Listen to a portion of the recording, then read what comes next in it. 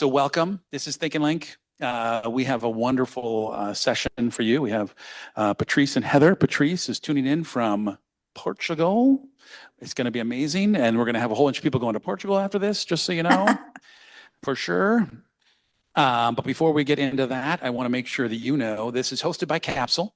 We're a special projects agency. We live in this building. Well, we live in a bunch of different places, but we're in this building a lot. Our offices are up over there, and we work on projects for clients like Patagonia, Quick Trip, let's see, Curaleaf, if you know cannabis at all, and a variety of other brands. And our other sponsors for this are Lake One. And if you've been here before, you know that we have to talk about Ryan Rudd because he's the founder of Lake One. He's been a sponsor forever and only been here once. He's a terribly shy young man. And so if you can all go look up Ryan Rudd and link in with Ryan Rudd, I love it when people do that because he's a wonderful human being and a longtime friend of the firm. And we have a couple of new sponsors. One, August Ash, who's been a development partner for Capsule. And I think we might have some August Ash people in the room, maybe, possibly. Yes, awesome. Yes, the bearded fellow in the back. Right, I know that beard. I've only seen that beard on Zoom, so it looks better in real life. So our August Ash friends who have developed a lot of websites with us, phenomenal team, doing it for 26 years, extremely talented, extremely courteous and good at what they do. And I could read this whole thing off of here, but you don't need that. They're good-natured and they're passionate about what they do. And they're RSP architects. They rebuilt this space, turned what is a brewery into an office space. So now it's a castle to beer, which is kind of amazing in itself. And then one more, Isidore Nuts, which is right here, our wonderful friend at Isidore Nuts. If you care for a really good snack, you can come take this one if you want, just not right when we're talking. But Isidore Nuts is great. We love her. Okay, so that's the preamble. Now let's get to our guests. And actually something more important than that, really honestly, because we have a new co-host. Oh, yes, that's right. But drawing. First. But first, our drawing for a poster.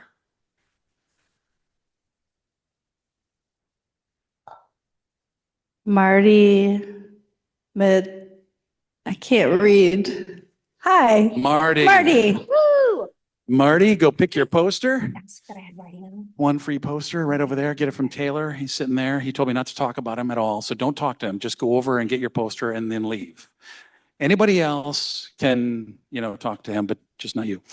Okay. More important, we got to talk about Abby because she is new to this stage. She's my new co-host.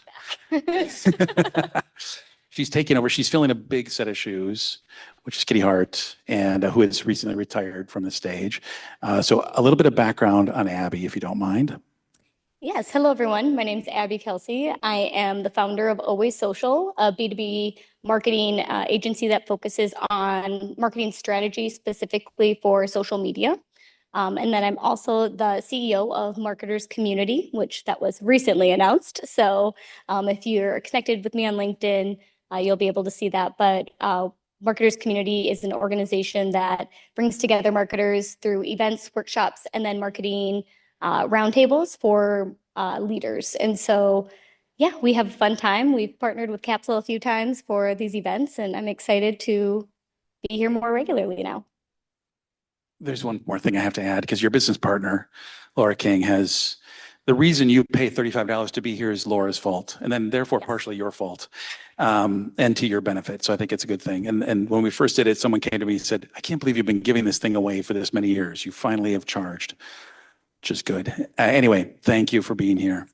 Now to our guests, an introduction from each of you, if you don't mind. Heather, do you want to start? Give your background and how you got here, not via tornado, hopefully, but Yeah, not a tornado. Although I was in the basement with my dogs about, hour ago. It was their first time in the basement. It was very exciting. But yeah, so I'm Heather Lockwood, and, I haven't had a traditional path, but how many of us have? I went to school for journalism, and then ended up with a degree in actually advertising and public relations. And I started out as a graphic designer. And while I was doing that, I would spend my evenings actually coding HTML because this is like the late 90s and I had an online journal that nobody knew about. But I learned how to build websites, and that's what got me into digital. So we moved to the Twin Cities about 20 years ago, and I've had primarily a corporate career. I worked at Graco across the street for a number of years. I worked for Pearson. I was at General Mills and managed BettyCrocker.com, which was a gem of a role. And then I've been at Aveda for probably the last 14 years in a variety of capacities. I started there managing a lot of the social platforms, leading a lot of the digital advertising, and more recently, I've been doing digital transformation and omni-channel products. Awesome. Okay, Patrice, we got to dig into this. Why are you in Portugal? Oh God, we might Let's need go. to change. We might need to change the. First of all, can you guys hear me? Yes, Oh, okay, great. it's perfect. It's great. That- Great microphone, by the way. Oh, Well thank done on the you. microphone. Thank you. Thought we'd elevate Yeah. here a little bit for you guys. Why am I in Portugal? That's a whole other webinar, I think. But I'm a recent transplant, so I moved about 19 months ago with my family. I have 3 boys and my husband, and we moved from New York. We were in Brooklyn for 13 years, and honestly, we didn't come here for family. We didn't come here for work. We came here just for like a life adventure. We figured like we're gonna die one day, and we always kind of thought about doing this. And I kind of got to the point where we got sick of talking about it when we'd be like a bottle of wine deep. And one day we're like, that's it, we have to do it, or we will never do it. So like that's literally how we got here. We made a decision in January 2023, and we were living here August of that same year. Very unhinged. Awesome. Now your background. You were at the Today Show as a producer, and now you're working on an AI storytelling tool, correct? Or have launched a venture. Yeah, I was a late bloomer. I always say, like, whenever I speak and there's like young people in the audience, I always say, like, I was an intern at the age of 29. So it's really like your life it's very not linear often. And my career was definitely not linear. So but my most recent media job was the Today Show. I was the Today Show for 6 years, left, went to, a fancy startup. It was the dream job. And it's like very cliche, classic, toxic. It was a pretty horrific job. And so found myself within a span of 6 months winning a Gracie Award, which is like a very big industry award, at my company, to 6 months later being unemployed, laid off with a newborn and a toddler, and just completely disillusioned how I got there. So that was in 2017. And that was a pivot point, because I could have, well, actually, I was so low esteem that I felt like I couldn't even interview to go back to corporate America. I was just so disillusioned. So I started freelancing, shooting video for people that needed it. And the next thing I knew, I had a video company, I guess you could say, and I started doing video storytelling work for brands like Netflix and Amazon and Lululemon, and also some smaller startups and solopreneurs. And then I started, after COVID came, shut me down, like so many of us here in that industry. I just had this, I was pregnant with my third kid. I was like, oh crap, I'm not making any money. I got to get online. So in 2020, I went online, got on Instagram, and started just talking about video and storytelling online. And fast forward, my online revenue, I started teaching courses on storytelling and working with companies and consulting, and that actually tipped the scales of my video agency, which also was part of the reason we could move to Portugal, because I was location agnostic. I did not need to be in New York City anymore. And then the final kind of, and I'll wrap this up. When I came to Portugal, my husband actually didn't get to keep his job. So I landed here, and we found that out 2 weeks before moving here. And I have 3 young kids, new country, new everything. And I'm the only one earning money. And so I went into holy beep, beep, beep mode, and just really I got super into AI. I was starting to get into AI early 2023. And I just started running workshops to invite people in to be like, here's how I'm using AI in storytelling. And the train left the station.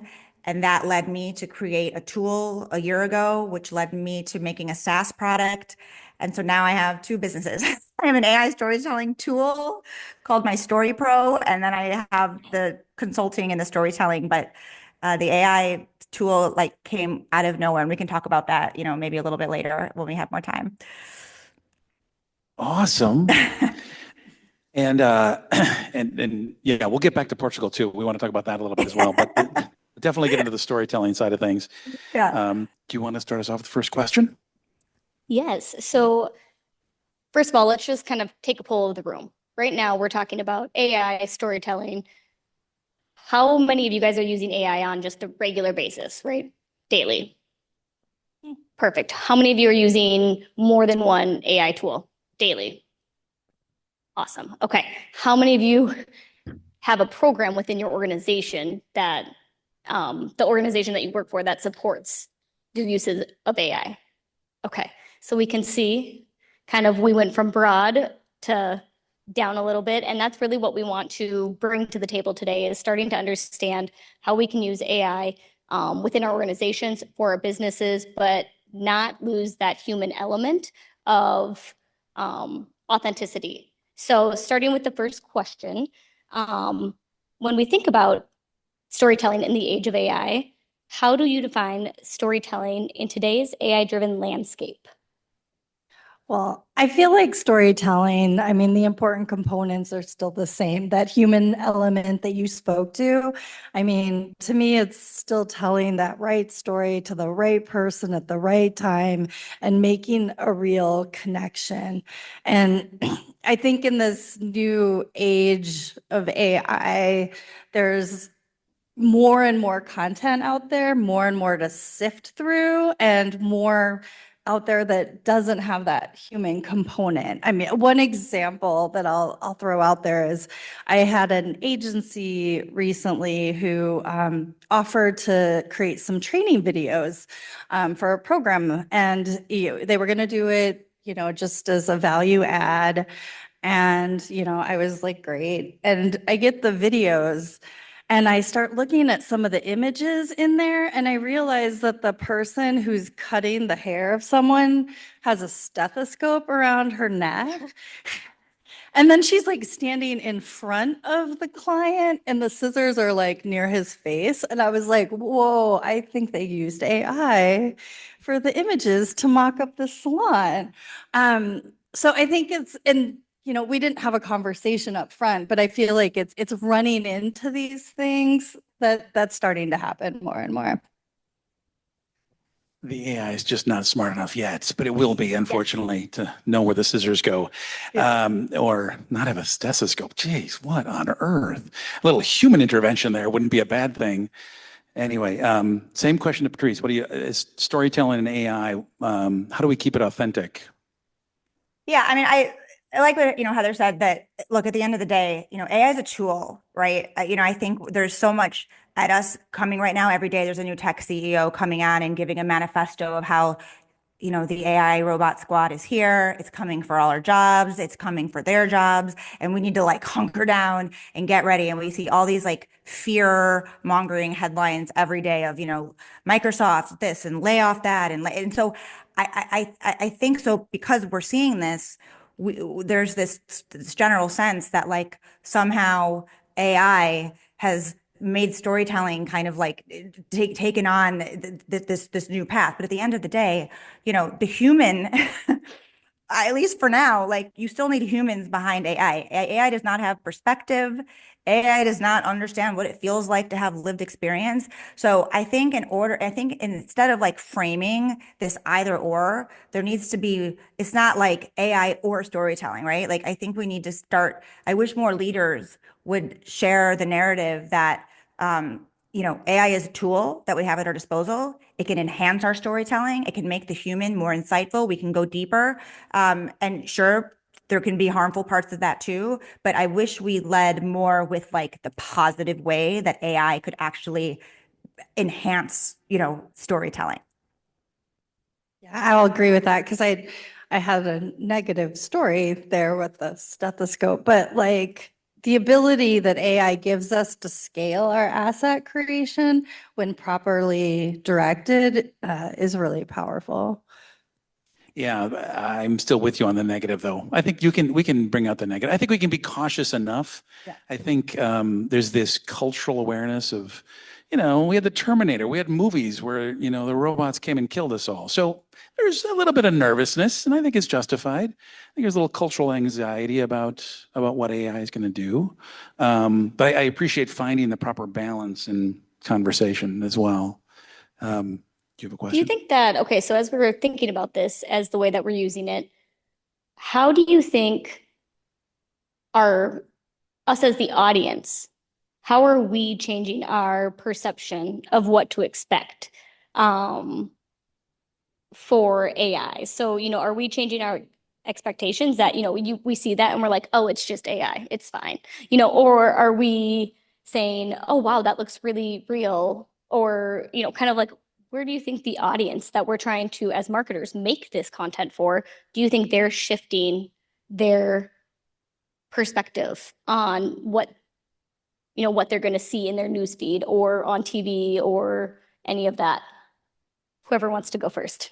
Well, I feel like we're still at the tipping point where there's a lot of people, and there are not people in this room who aren't aware of a lot of the AI content that's out there. I've come across TikTok videos of like a seal jumping onto a ship and they're having this sweet moment and something feels off. And I'm like, I go right to the comments because I'm like, this has to be AI. And there's people saying that. But then there's a large group of people who are like, beautiful. Oh, what an amazing moment. So I feel like we're at a place where there still needs to be more education. It's still so new that people aren't aware in mass of when they're encountering it. And is that regulation, disclosure, like how all of that comes into play. But I feel like it's so new that a lot of people don't know what is AI created versus human created.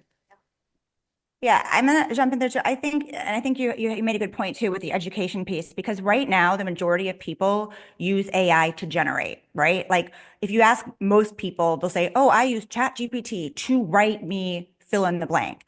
But there needs to be more of an emphasis on actually AI is one of the most unbelievable archaeologist tool and partner that you can have out there. But we're not leading with that. So when you're not leading with we're actually not training the humans, and we're not enlightening, the humans, like us to actually think differently about AI. Like it's not just to generate, like, AI, we can get deep insights on ourselves that we as humans can't see because we're biased on ourselves. We can all of a sudden have all this unbelievable access to data that in a previous life only mega brands with huge marketing budgets had access to. And now all of a sudden, us small players or solopreneurs or small business owners, we are now privy to this information. And when we have that information, all of a sudden, like what humans can do with that, like that's the exciting part. That's the inspiring part. But we focus so much on like the generation, like, and that's why there's all this crap that you just described, because people aren't being shown a different way to use the AI tools. Yeah, that's particularly important as far as understanding that there's a massive population that just can't necessarily discern what is AI versus not. And I don't know if they need to be protected against it, or we just need to be more discerning as human beings, right? We need to step back and consider what content we're reading, looking at, consuming. But you had something that you were going to say. Oh yeah, well, we were talking before it started that there was a story that I heard on public radio just last week about how these researchers went into Reddit and they had AI bots who were having conversations in this channel that was about like change my view on this issue. And so people were coming in there and having conversations with these AI bots, and they found that the AI bots were actually more successful than other humans in actually changing their perspective. But when the scientists started to kind of highlight these findings, Reddit was like, whoa, you didn't clear this with us. This is not cool for our community. It's not fair for people to be coming in and having these conversations. And I think Patrice Patrice is right. I think the headlines are around those stories and the fear that comes from those stories and the content that's being generated. And then what we're not talking about is some of the assist and support that the tools can provide. I mean, I love Copilot at work. It takes the best notes. Like, I mean, I'm very appreciative for that. Yeah, I know. I always compliment the bots because I know when they do take over, I want to be the friend that they don't take out. I totally, I mean, the on the research side of things, the knowledge that's available to you, I mean, I'm sure we all use that, ChatGPT to research anything. I don't know, Google's in trouble because I'm not searching Google anymore. That's just impossible. It's amazing what you can find, how you can elevate your knowledge about something in a hell of a hurry. Very cool stuff. What I'm curious about is on the authenticity side, I have a theory that because of lack of trust and other things, is there going to be more of a push for labeling something as this is written by a human or this is created by a human, or there's going to be labels like that showing up. I can't imagine it being regulated, but maybe that's required. Thoughts on that? Yeah, I'll jump in here. It's kind of a two things I just want to address, kind of what you said before, Aaron. And it goes back to like, if we're looking at the tech industry as a whole and we're like tracking it from the past, like how many decades, it tends to be one monolithic point of view, right? There's a lot of women missing from that conversation. There's a lot of people of color missing from that conversation. There's a lot of marginalized communities missing that conversation. And tech shapes society. It shapes policy. It shapes law. And this AI, this is not a trend, right? Like this is the next shaper of society as we know it for the next, I don't even know how many, 100+ years. So the main thing, and this is why I'm find myself so into this world now, is I am so bullish on we need more women, we need more other voices, because that is how you can't prevent all the bad things. That's not what I'm saying. But when you have more diverse perspectives and different breadth of thought, you then train the IA to think in a different way, and often arguably a more emotionally intelligent way, right? A softer way, if you may. So that's the first thing. And then the second thing I want to say too is 1000%, like, which is why this actually parlays really nicely into the storytelling. That is the flex. So absolutely, because mediocrity is like just everyone's baseline is just risen, right? Like if you are not that great of a writer before, you're still not that great of a writer, but now you've just risen along with all the other like mediocre, right? I mean, so it kind of just it's the same. It's the same. It just sort of rises, right? And so to stand out, it truly is going to be the person that can be like themselves as a human. And it sounds so cliche, but that is why as well, the other bullish side is why storytelling skills are taking on an urgent level like none other before. And I have a little story to share. So I run these storytelling programs, and I work with a lot of founders and corporate leaders. And there was a woman in my last cohort in the fall. She works at Apple. She's a product manager. And, she's an empty nester. So you can do the math with the age. She's like not in her 30s. And all you hear about are headlines of like, boomers getting pushed out or Gen X getting pushed out and all this stuff, this like horror headlines, right? Everyone's like, holy crap, between that and AI, it's like we're screwed. So this woman is like, you know what? I'm going to lean into my storytelling in a way that I have never before. And we've been working together, and she took my program, and I spoke with her yesterday. And this woman, she's been at Apple for 12 years. She said that she just found out that she is getting slated. They want her to interview for this other department that she wasn't even eyeing on. She's now weaving in her narratives and her personal stories, like when she does a WebEx or when she's in Saudi Arabia and she's teaching, the female tech leaders in their Apple campus, or she's starting her team meetings because she's operating different units with like everyone, like, let's share something. So she's starting to lead differently and people are starting to notice. And it's that human component that is making her, that is the moat, right? When you hear about like, what's the moat? Honestly, the moat is yourself. And so the more you can do that, then that is how I think you kind of thwart some of this like AI scariness. Yeah, I mean, I'll build on that because you're talking about authenticity. And that's where I think it's just still important that we're, like as a brand at Aveda or, any brand, that you're doing the important work around what is your brand promise? What are your content pillars? What is what you're offering? So that you have these guardrails so that when you're training models and building things, you have, all of those important elements in place, and then taking that further to the voice and tone and all those pieces so that you are training it in a way that feels authentic and has that human touch, because that brand work, that needs to be done by humans. That's cool. The person is the moat. The human personality, or even the brand in itself that you're building, is the moat. The thing that you can be distinctive with. Yeah. I have this thought experiment, and I'd love to hear your thoughts on this. What if Patagonia sourced all their imagery via AI? Oh, God. What would that do to you? That just would break my heart. Yeah. Right? Yeah, because it's such an aspirational brand and it's about their products out there. And so I do think that's where the human component is so important. One of the things I was thinking about is like, what human pieces do we still need? And when you're selling hair products, especially like hair products that is like a shampoo that's $50 for thinning hair, you're going to want to believe that that's actually going to work for you before you hand us the $50.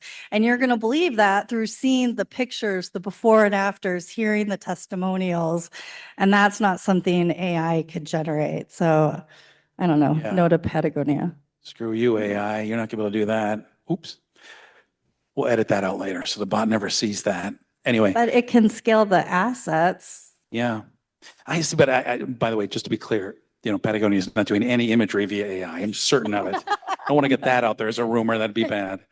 You know what? I'll be honest with you. So when you said that, you're at, like, I had a half a moment or a half a second when you said that phrase where I was like, I don't know. I didn't feel as strongly as you guys are on the stage. And maybe it's because I'm not in agency land and I'm not like, that's not like my like day to day. So I imagine you guys have like different points of view, but I was thinking of it differently. I wasn't thinking like, oh my God, that's a deal breaker. Patagonia has AI, because like you're almost putting guardrails on what people can or can't get inspired from. So it's like saying that you can't see a certain image. Like if you think about brands, I mean, they stage stuff all the time. Like Patagonia is, sure, if they're on their Instagram and people are like, doing like their thing, or TikTok, that's different. But I guess if I'm thinking of like their brand imagery and their marketing collateral, like, I mean, I'm sure there's helicopters and there's stuff and there's stages and there's lightning and touching. So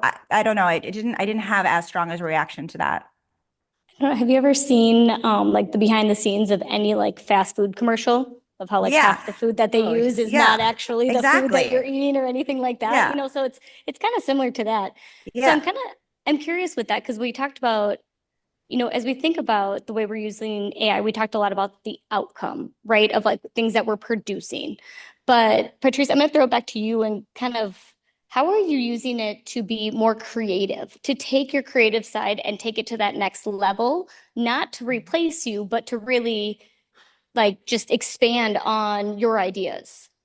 Yeah. I mean, that's such a good question, because like the way I look at it, like AI removes a lot of my grunt, but it doesn't remove the genius. Like if you think about creative work, like how much repetitive stuff do you have to do as a creative to get to the good stuff, to get to the meat? And you can argue that that's part of the process and like that is how we should do it. But if we're being honest with ourselves, and especially I'm a solopreneur, I have a small team.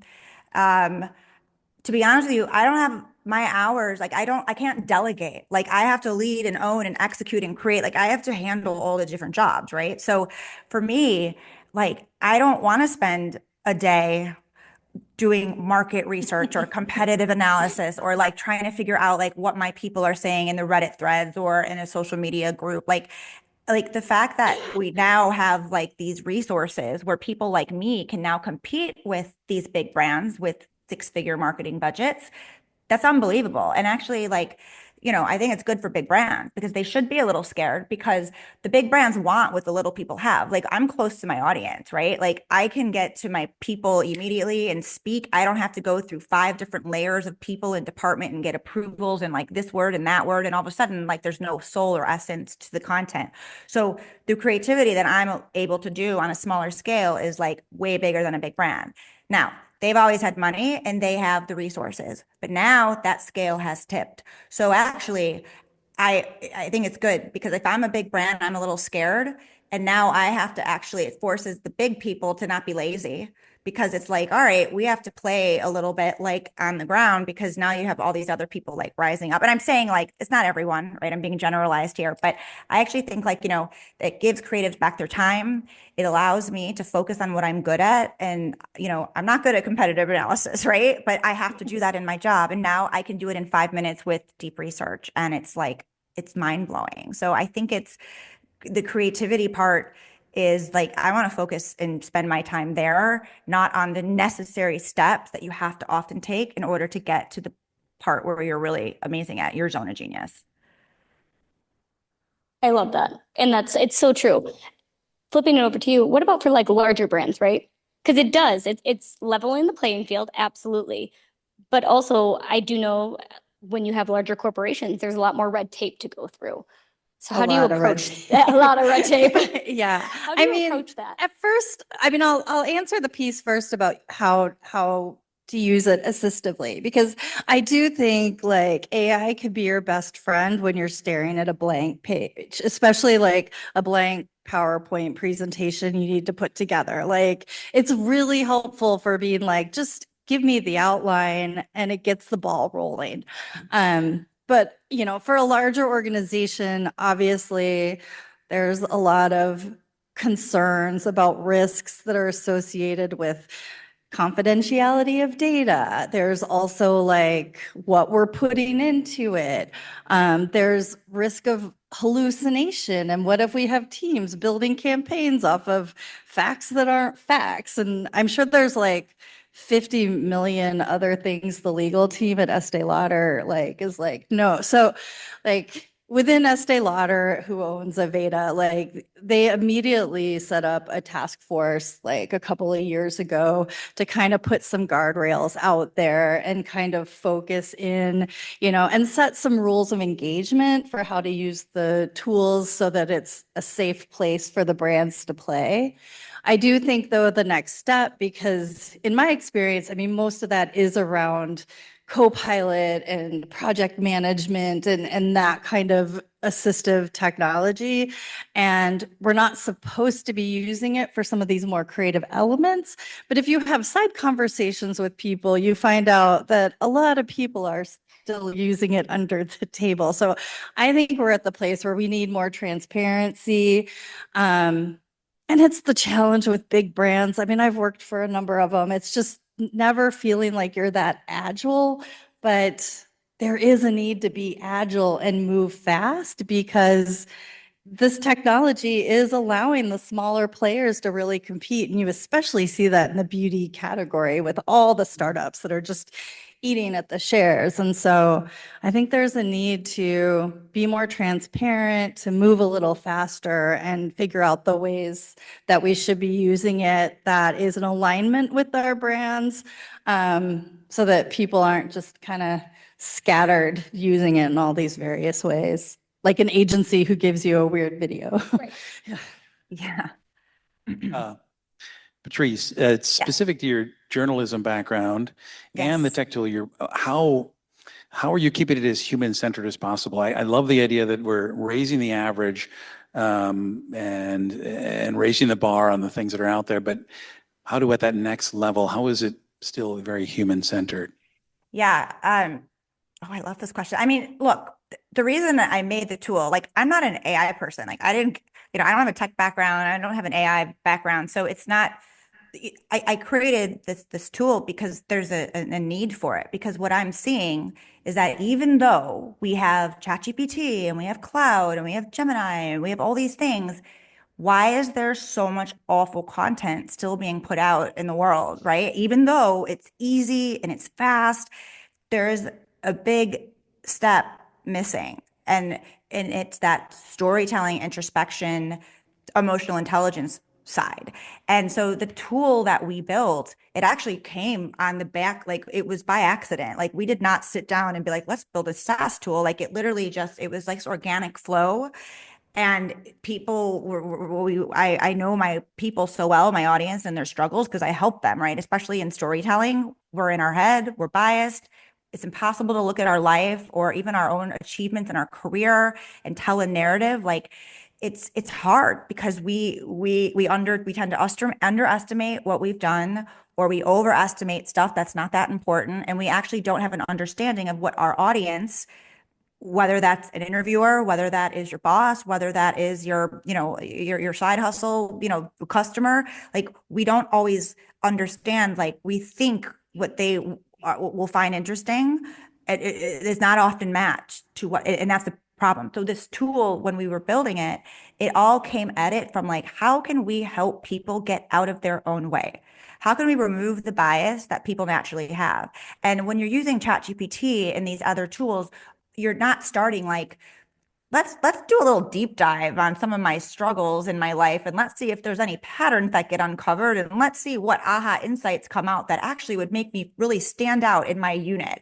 Like that's not what people are asking it. But if people did, and that's what my tool does, it forces people. It's not a wham bam thank you ma'am. Like you're not going to be like, hey, I need to write a social media post today on like the stages of buyer awareness. It's going to be like, no, you're not, because we're going to back up about 10 steps. So we keep the human in it because it quite literally is like, it's a coach. It's not it'll write for you, and we put you in, we send you to different lanes if you have to write a newsletter or an email or a video. But one of the key elements, and usually the first stop, is people always go, it's called Pocket Patrice. I swear I did not name it after myself. It was named by a bunch of users.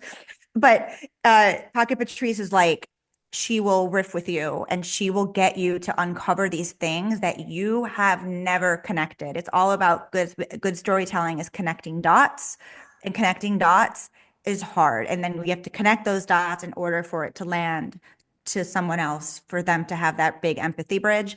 And that is how the tool is built. So the intention of my tool is all human first. It's to enhance your voice. It's not to just write a bunch of copy and times it 500 and have a content plan for 90 days. Like that's not the point of the tool. So almost like a storytelling coach. Yes. In a way, Yeah. right next Yeah. to working alongside you. It coaches. Yeah. It works with you. And you know what, the other thing too, like, one of the biggest, it was just recent, like a couple of weeks ago, Sam Altman had to make a statement on his X, like ChatGPT perpetuates bad ideas. So if you have a really crappy idea, ChatGPT is like, you go girl, like you put that out there. Or if if you say like, hey, I hate my boss, and like, I'm going to do like, it can be really dangerous. You can see how that can start tipping over into danger zone, because it's like encouraging people with bad intentions or bad ideas to go after it. My tool doesn't do that. My tool will tell you, nope. And actually, I'll give you a quick example. So I got myself a first person written essay in Fast Company a couple months ago. I don't have connections there. Like I was in the TV years ago, and I sat with my tool for a while and I riffed, and I'm like, I need to pitch this person. I did have a name. I need to pitch this editor, and I want to talk about this in AI, but I want to do it in everyone's pitching her AI. You know what I mean? I'm like, we get it, automation, efficiency, the robots are coming. Like, how can I be different? And I did my research on her. I did some deep research on her. I got some stuff, like I found out like, okay. And so then I started matching what I knew about her in this editor at Fast Company to like what I wanted to talk about. And I nailed my pitch. I thought I was going for like a little anecdote in a story, like, hey, if you do a story on this, I would love to contribute or like have my name. And she's like, we're just going to give you a first person essay. So that's the power of AI, when like you use it with a different type of intention to be a little bit more insightful and exploratory. I love that. I just have to, it sounds like it's a little bit better version than, has anyone asked ChatGPT like, hey, ChatGPT, why am I awesome? Or what's really great about me? If you haven't, you should try it. It's wonderful. If you It ever is need a mood wonderful. booster, it's like just like go in there and you're like, yeah, that is me. Absolutely. That is great.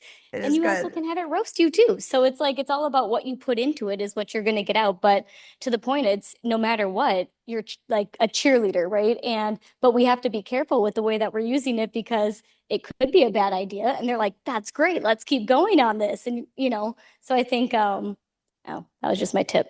Ask ChatGPT why you're Well, awesome. it's also too, and it's like a legit problem. I mean, I'm not the author of this at all, and I wish I could quote this better, but it's a theory. It's called like dead internet theory, where you literally, and we're in it right now. Like we are getting to this scary level where you have all these masses of people. Like just last year, and you guys would know this because you guys are in this world, but like Niall Patel, he gave a stat or something like last year there was like 4 billion pieces of content that came across the internet, and that was like up from the year before by like 1,000%. It's like the biggest spike in content output ever, like in the history of ever. And it's because of AI. And the problem is that so much of that is exactly this. It's kind of this like, you know, what is it, spray and pray, where you tell ChatGPT, write 50 pieces of mediocre crap. I don't really care, but I'm told I need to be everywhere and omnipresent. And then you just spray everything, but you're doing that times millions of people. And like all of a sudden you're building on like dead internet. It's like very, and I'm not fear mongering, but like if you actually like read about this theory, it's pretty scary. And so that's why we need more people coming into AI with different points of view. I'm going to put that prompt in. Give me some mediocre crap so I can spray and pray. We got spray That's my and next pray. prompt. We That's need what to I'm be doing. everywhere. ChatGPT, I want to see what you give me.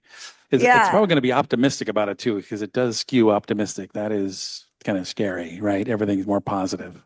Well, actually, Um, Perplexity too got in trouble a couple of weeks ago, the founder, because there was like an environmentalist like talking in Perplexity, and it was like talking about like, drilling in like endangered ocean sea or something, which is like, clearly not good. And the environmentalist was like, trying to like lead the AI, and the AI was like, nope, would not, like even asking like this is probably isn't good though, right? Like there's like one whale like left in the world, like we probably shouldn't like, and Perplexity is like, yeah, that's not a problem, like da da da. And his chat with the Perplexity, it's just, and again, like this is a scientist who did this purposely, but to someone else's point, most of Americans, most of the world cannot discern, as we're saying, like you cannot discern fake and what's not fake, and you believe what you hear. So that is, yeah, that's like the scary side of this, the yeah, persuasion. we've gotten back to that, and now you're on our side, on the scary side. Oh God, I just changed I'm just my kidding. mind. I Oh know. no. I know. Well, well, maybe it was last year. We had Paul A.I. Allen, founder of Ancestry, on, and honestly, he freaked the shit out of me. It's a little bit, because he Oh, said really? people will worship an AI in the future. They will, that will happen. He said, I won't, but people will. And that we're getting into that place where you're not questioning, right? And I've gotten in arguments with AI. I'm like, you're wrong. Stop. That's just wrong. And I'm sorry, I'm wrong. No, that's just weird. Why am I arguing with a bot all of a sudden? What's wrong with And me? how much water did that take to even have that Yes, exactly. conversation? How much energy did I just consume by having an argument with a bot? Anyway, we're about the time to hand it over to our audience to ask some questions, and I'm sure we've got some from our audience. Any questions for either of these somebody would like to ask? Yes, perfect.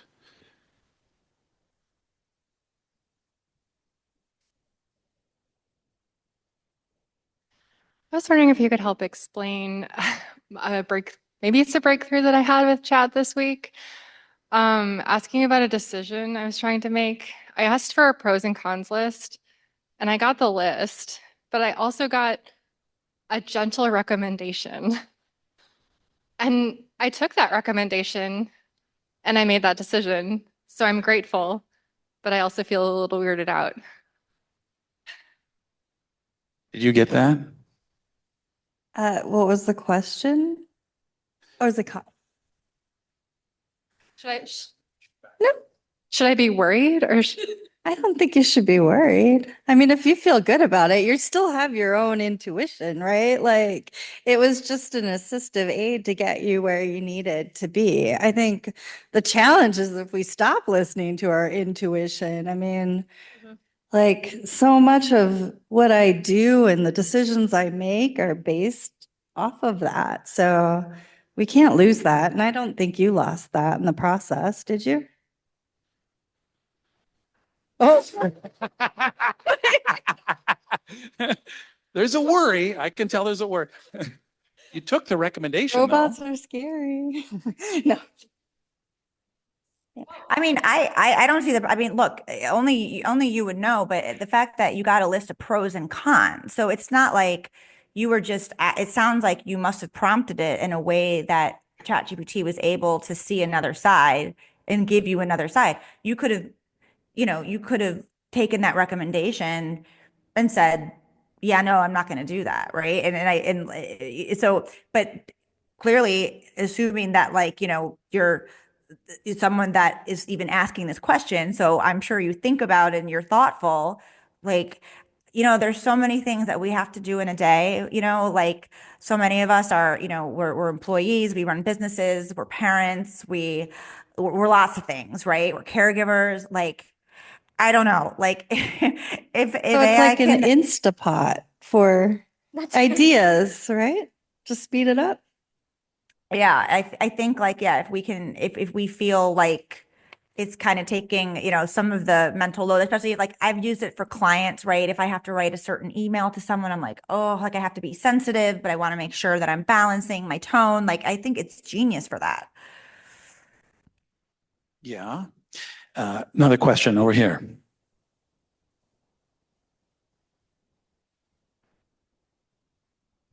So just a segue from the last question, it felt like there might be an element of fortune telling to it and weird robotic spirituality.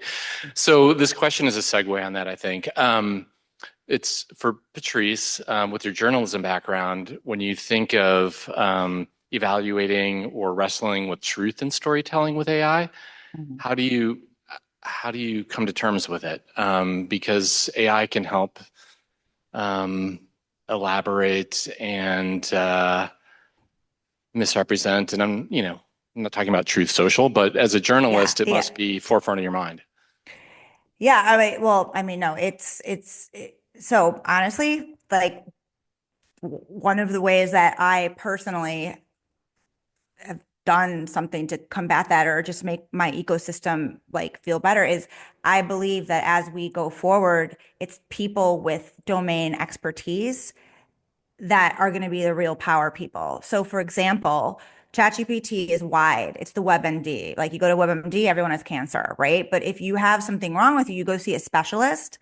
And so, for example, my Story Pro, you know who's behind it, right? So there is that element of like personal brand there a little bit. Like you have the element to like, okay, like who's this chick? Who built this? Like who's her partner Vibka? Like, oh, she's like you like we're there's a reason we're like vocal in front of our product.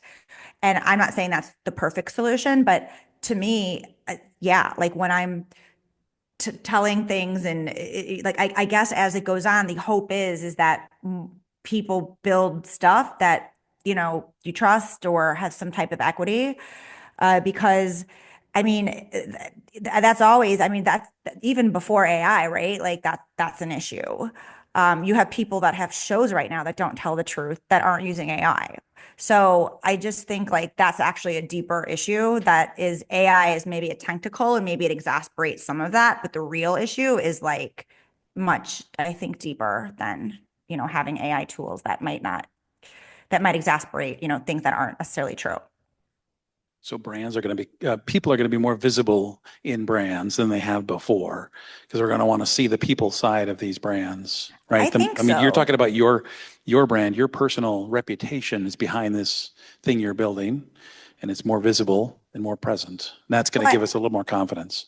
Yeah, I think, and also, and what's exciting, and here's the thing, like, this is what, like, and what is so exciting is like now for the first time ever, like people like me, people like so many people who you can't go and build technology, you can't build a tool, like you need a computer engineering degree, you need to pay, $100,000 to developers in Ukraine, right? Like that's impossible.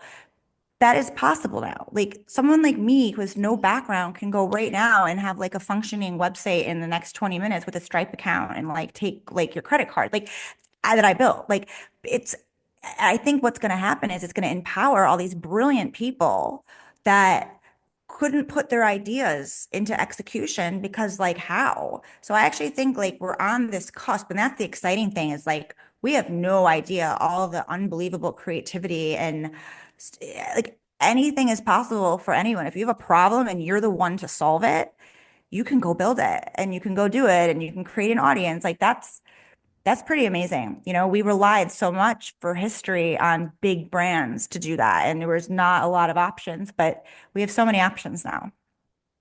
You are an incredibly scrappy entrepreneur. Every message is like, I'm going to take over the giants, or I'm going to take over like anybody can do it. But I like working with giants because they pay really well. So I don't want to like not too much. We like giants. Yeah, we like the giants. Yeah. We like to feed off the giants and take them It's out. like red flag, like, oh, we're a startup. I'm like, oh God, I know this, I know that, objection. I've got a question here from Judy Bell. I started using ChatGPT in 2023, and now there's Perplexity. There's so many different tools you can use. How do you decide what to use? Do you use more than one? I mean, do you have all these things going, or how do you do that? I mean, I'll just start quickly because my experience with AI is like tiny compared to Patrice's. But like I've mentioned Copilot, like that's kind of like PM, day-to-day office. But I have taken a couple of trainings. There was one from the Wharton School, and they were talking about the differences between some of the learning models.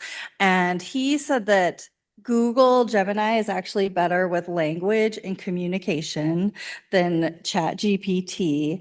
And I've also heard that Claude is one of the more ethical in terms of the data use, and that they also have some smaller models based off of that. I can't remember what Claude's is, so you're using less of a footprint. So what I'm doing now is just trying to be very like intentional around what tools I'm going out to and for what. And I personally have also been thinking about my environmental footprint a lot. I mean, I work for Aveda, like, water is really important. And so I just want to make sure that I'm using it in the best possible way with the best tools. I'll add into that because I think it's important to understand what you're trying to solve for. So, understanding what am I trying to do? Am I trying to write something? Am I trying to do research? Am I trying to improve a process, take things off my plate? And then from there, evaluate the tools and, pick a few that really help you in the day-to-day and get good at them. And then it doesn't mean you can't expand, but like I have my favorite one for presentation making. I have my favorite one for writing. I use Perplexity for research. And so I think it's really, and knowing that there's more out there, but we can't possibly keep up with every time I'm like, oh, someone's like, have you tried this? And I'm like, no, not yet, but I'll put it on my list to, test out maybe later. So I think that's my take on it. Yeah, no, that's excellent. And both you guys made such great points. And yeah, Heather, you're right. And so like kind of how you listed the division. So different language models have different strengths. And so Anthropics, which is like your Claude, and they used to be a cyber technology company. So they're a lot like historically, they're like a little bit safer with data, unlike the ChatGPT. So like there's certain elements of like that comes into play in the product. And Claude has like better language, like it's trained to be more human. So actually our tool is custom, but we pull from different language models depending on the output. So if we like, for example, Pocket Patrice is like, coaching, like we're going to tap into the language models, which are the LLMs, which some of you might have see, you know, a lot like LLMs. Those just mean like, what are the language learning models? You pull in for what the language model is strong for. Now, the issue is that it changes all the time. So for example, Claude 3.7 is the latest cloud, and actually it's doing worse in our like in our little like kind of studies and what we're like, and I've heard this from other people, like Claude 3.7 is actually not as good as 3.5. So some of this is like, you cannot keep up on it. And the most important thing in my mind is having a workflow and a system, because what happens is people, you end up, and this is where comes your water comes into play.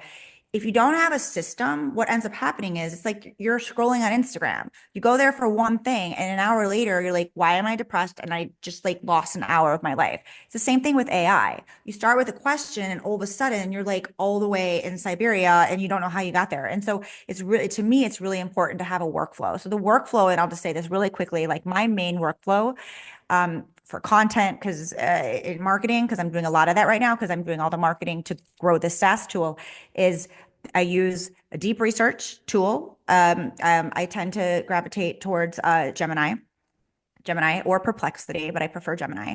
And I usually start with like a massive research. I like Gemini because it hooks up with Google Drive. So all of my business and my team, we all have Google Drive.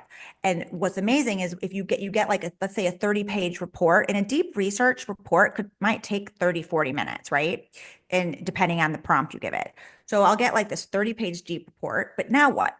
It's like, so what I do is you can send it to your Google Drive. So now all of a sudden it's in your workflow. So now other people can access this drive.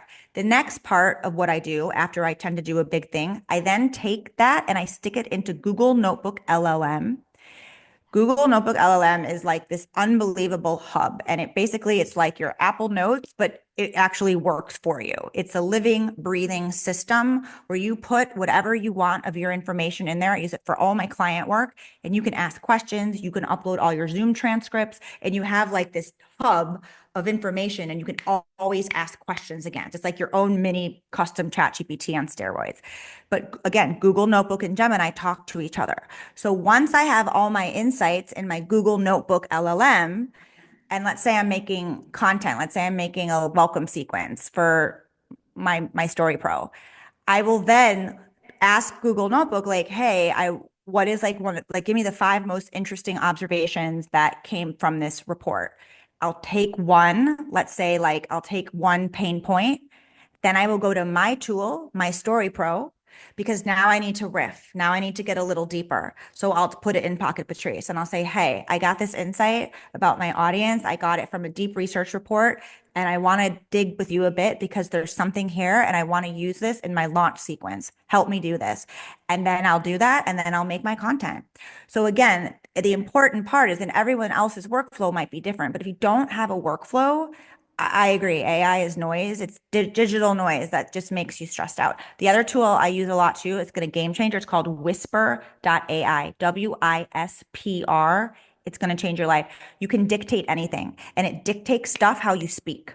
So like if you are a thinker, or you like to talk, or if you want to like dictate anything, like it's an unbelievable tool. That's also another tool that I use. Yeah. We dropped our book, The Physics of Brand, into a notebook, and it created a podcast for us out of the book, a conversational podcast between 2 hosts. Freaked me out, freaked me out, but yes. With the podcast one, or how Google Notebook does the podcast, have you tried the drop-in yet? So you can like drop into this podcast that's not even between 2 real people with the information you gave it, and then like ask questions. Yeah, I feel like in a moment we're going to say Patrice is not a real person. She's actually a robot. Yes. And everyone's going to be like, no, you fooled us all. Just oh God. I know. Okay. She is not. She's a real person. She's in Portugal. Next question.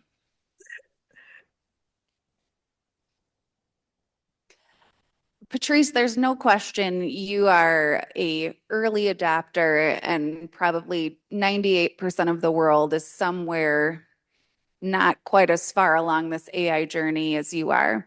And Heather, you work for Aveda. To me is like this little company that got acquired by a big company. So my guess is you've got some of that little company DNA still inside of you in this big company atmosphere.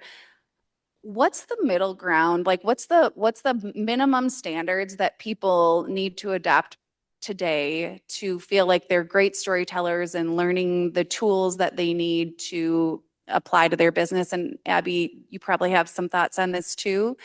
And then Patrice, what would you say is like, if you take the middle and you say, okay, here's how you could be 25% better, what are the 3 things people should be doing, like the average person should be doing to be even 25% better? Oh my Well, God. I'd First of say, all, and I think, oh, sorry. Do you want to no, go no, go first? ahead. I was just Okay. gonna say, I mean, love how you Patrice noted on it. I think one of the opportunities is to look at some of the tasks that you have that take up a lot of time that you don't enjoy and get curious about, are there ways that I could use some of these assisted technologies to leverage them? I think that is probably one of the easiest. And I think just keeping current and reading, you can't read it all, but like subscribe to a couple trades, like play around, just stay curious. I mean, I don't think anyone's going to get necessarily left behind if they don't know every single language model and tool that's out there. But I do think you'll get left behind if you decide to completely shut yourself off from it. And it's going to be part of the workflow for brands big and small. I just wanted to say I loved the way that you like kind of spit back, like your observation of like big company, little company, and like the middle. That was very eloquent. I was like, oh my God, that was very good. I didn't make those dot connections. So well done. So look, you're asking me, and I have a point of view about AI, and I have a very strong point of view about storytelling. And I believe that because storytelling and being human is the antidote to all of this, that people need to take that more seriously. And storytelling and doing work on yourself, we tend to think like, oh, that's therapy or whatever. But honestly, like just sitting with, My Story Pro or your AI of choice or Cloud or whatever, or Chat GPT, and even like getting curious on your life. I know it sounds really big, but even like kind of like, Meg, are you in a company or do you work for yourself? Are you in corporate? Do you mind if I ask? Sorry, I can't see you, so I'm like talking to. Company of one. Scrappy entrepreneur, just like you. Oh, okay. Okay, awesome. So I tend what I've seen in my little corner, and I've been like, I mean, I've only been in this for like, I less than 2 years, but I suppose that's a dinosaur. But the biggest aha moments and the biggest embracing of AI comes when it is on thyself, because so many people hold themselves back in life. They hold themselves back in their job. They hold themselves back in their career, their relationships, doing what they really want to do, because like there's so much baggage, right? We're all human. But the power that I've seen AI do for people, and this is, I think, in the middle ground, like if more people in the middle ground did this, is really use AI as a mirror to like help you unpack some of your greatness and then help you convey that and put that in a narrative. And AI is such an amazing tool to do that, because it helps us remove our biases. And I think if more people did that, and then they felt empowered to go after more stuff in their life, that's all you need.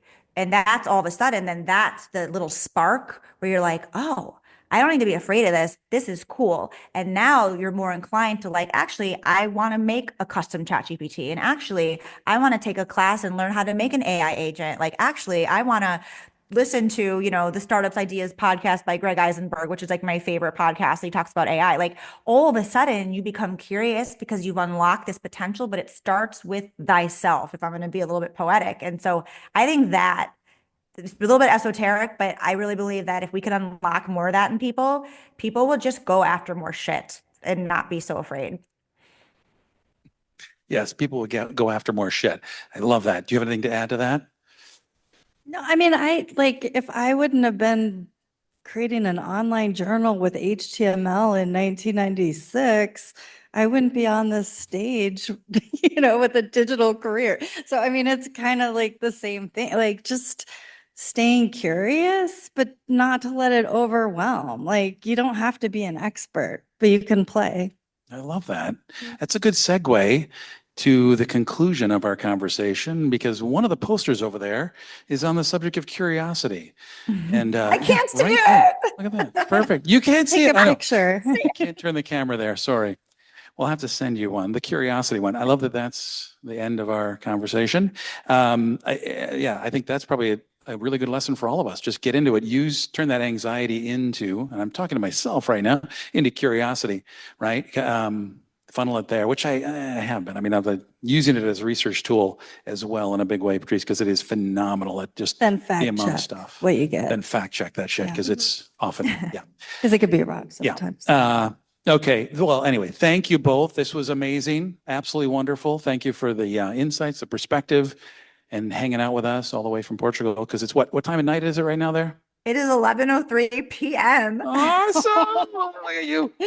Thank you for doing this. Kids are already No. at bed and asleep. My pleasure. My pleasure. This was fun. I wish I could see more people. Like next time you have to fly me in, Aaron. Come on. Yes. We Well, expense that stuff. my suggestion was to fly everybody there, but to see you. But that Okay. didn't fit in the budget, so we didn't do that. Yeah. So that's our 25th anniversary poster series. Yes, Capsule is 25 years old. That is absolutely amazing. And we're having a wonderful event this weekend. Art Whirl is going on. If anyone knows about Art Whirl, go out, be out in the buildings and the places where Art Whirl is. We're in the art block building in specific form. That's where we'll be hanging out. You'll see some of the team members there tomorrow and Saturday. And then June 18th, we've got Rob and Matt. Matt is the founder of Paddle North. He'll be here if anyone's seen the Paddle North brand, really wickedly cool outdoor brand. And Rob is the head of marketing for Osprey, if you're into outdoor brands. We figure we're getting to June, we got to go outside and we're going to be inside. We're going to talk about outdoor stuff. It'll be a good conversation. Rob is absolutely amazing. He's incredibly funny. Worked for Patagonia many years ago and they'll be great guests. So again, thank you both. And thank you, Abby, for being a wonderful co-host. Thank you for your first time here on the stage with us. And thank you all for coming out and hanging out with us. Bye. Thank you. Thank you.